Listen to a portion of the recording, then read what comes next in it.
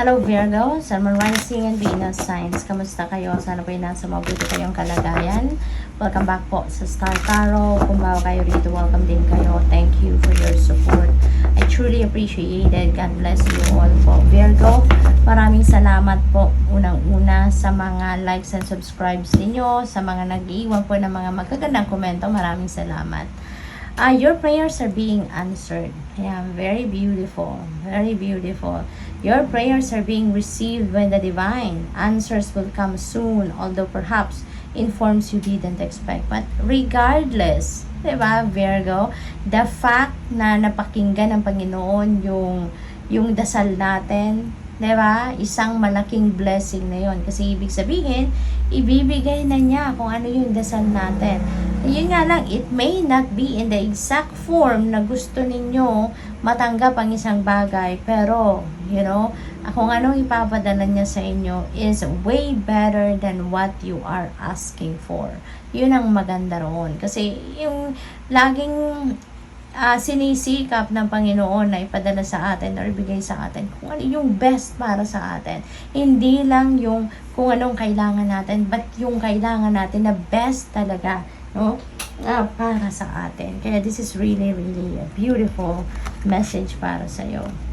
So maghihintay lang tayo, Virgo. Maghintay lang tayo because your prayers are being received, and sabi dito, answers will come soon. So malapit nang ipadala sa iyo.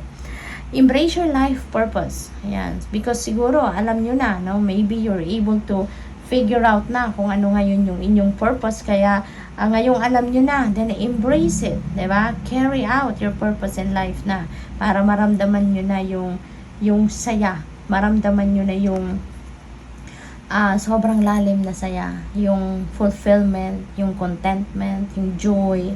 Sabi dito, I'm guiding you toward your divine life purpose. Whatever makes your heart joyful is what you're meant to be doing. Ayan, yan ang mensahe sa inyo ni Archangel Michael. Kaya, yun ang tulad ng sinabi ko kanina, you will definitely figure out na you are already living your purpose. Kasi, kung ano man yung ginagawa ninyo, na sobrang masaya kayo, sobrang lalim ng saya na nararamdaman ninyo, hindi lang yung happiness, kundi joy, you know? Yung parang minsan maiiyak ka sa tuwa, no? Dahil nagawa mong isang bagay para sa ibang tao, na-touch mong buhay ng iba, nakatulong ka in your own little way, yung mga ganun ba?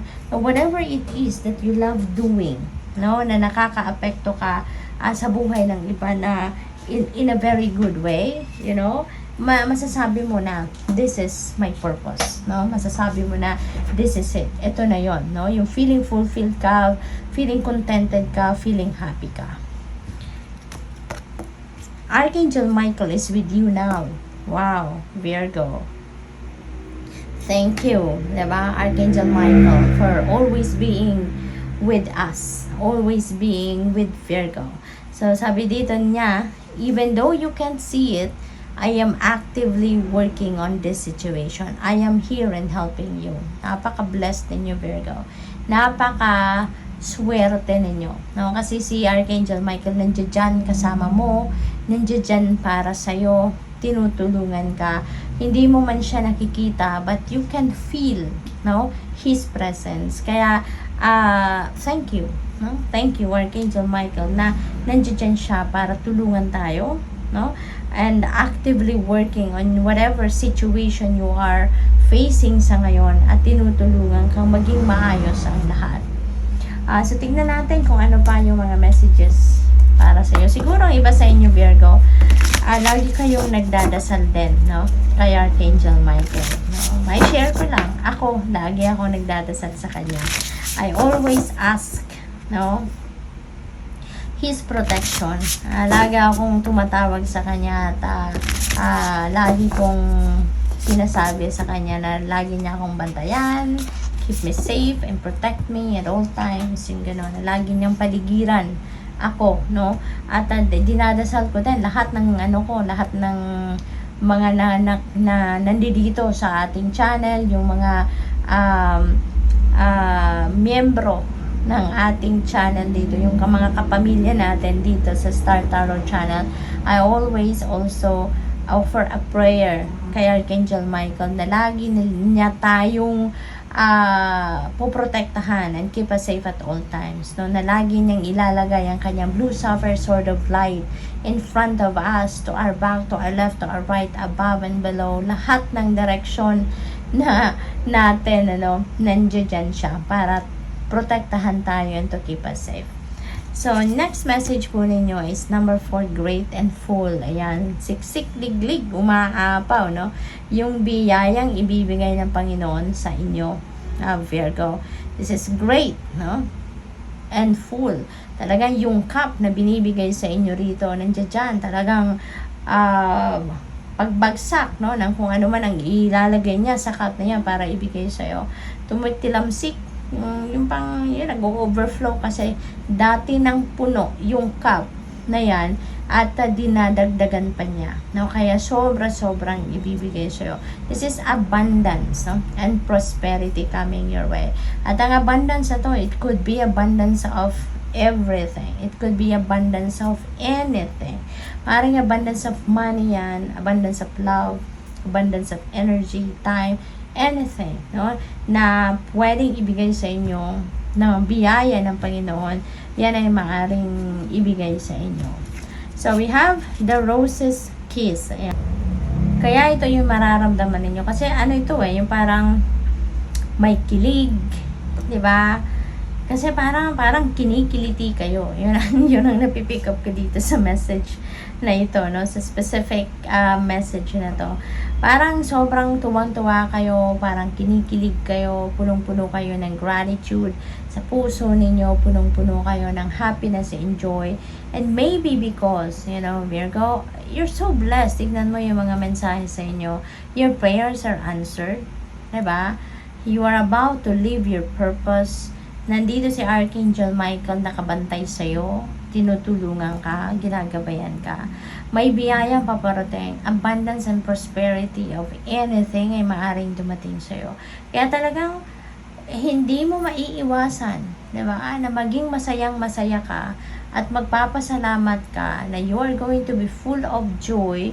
Maybe you are going to be feeling overjoyed ngayon, overflowing of joy and happiness ang mararamdaman talaga ninyo, Virgo. Kasi sa dami, 'di ba, ng magagandang biyayang paparating sa iyo at ang pagmamahal na pinaparamdam sa inyo ng Panginoon, 'di ba? With all these messages.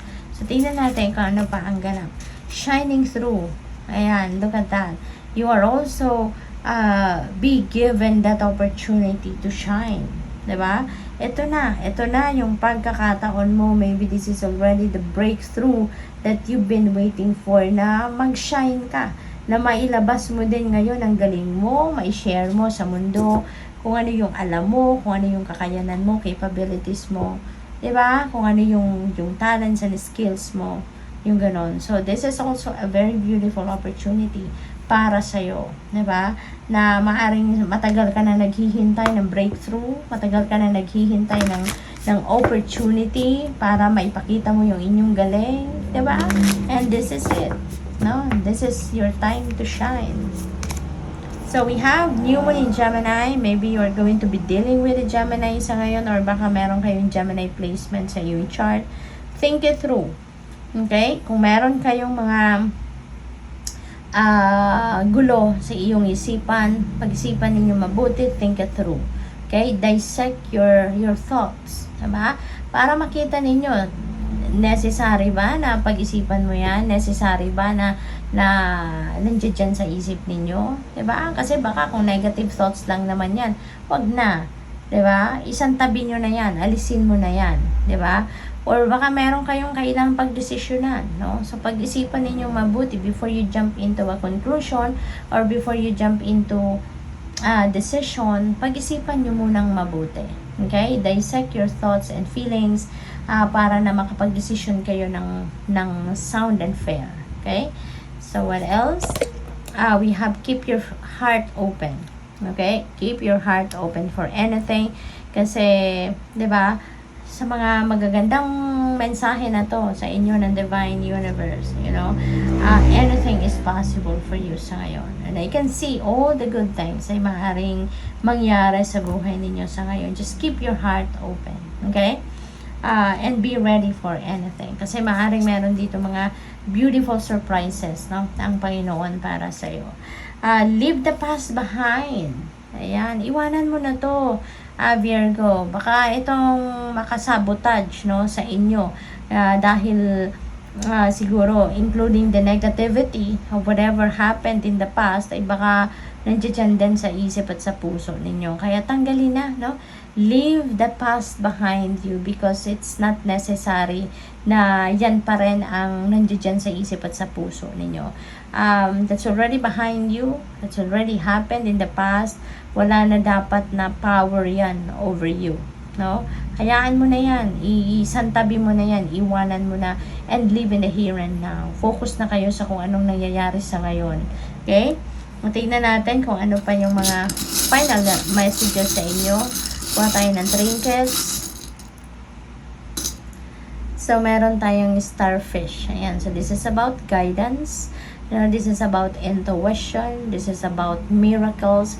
So, anything is possible talaga na mangyari dito, Virgo. There could be miraculous moments happening anytime soon. Diba? Kaya, lagi lang tayong maging handa, no? For anything. Kasi, yung Panginoon, diba? Lagi tayong sinosorpresa. Bigla-bigla na lang, merong mga nangyayari na hindi natin plinano, hindi natin inaasahan, diba? What else? We have butterfly. Napakalaking butterfly. So, baka merong napipintong malaking pagbabago na mangyayari sa buhay ninyo. So, there could be a huge change, no? And transformation happening sa buhay ninyo. What else? We have another butterfly. So, hindi lang siguro isa, no? Parehas pa silang malaki, no?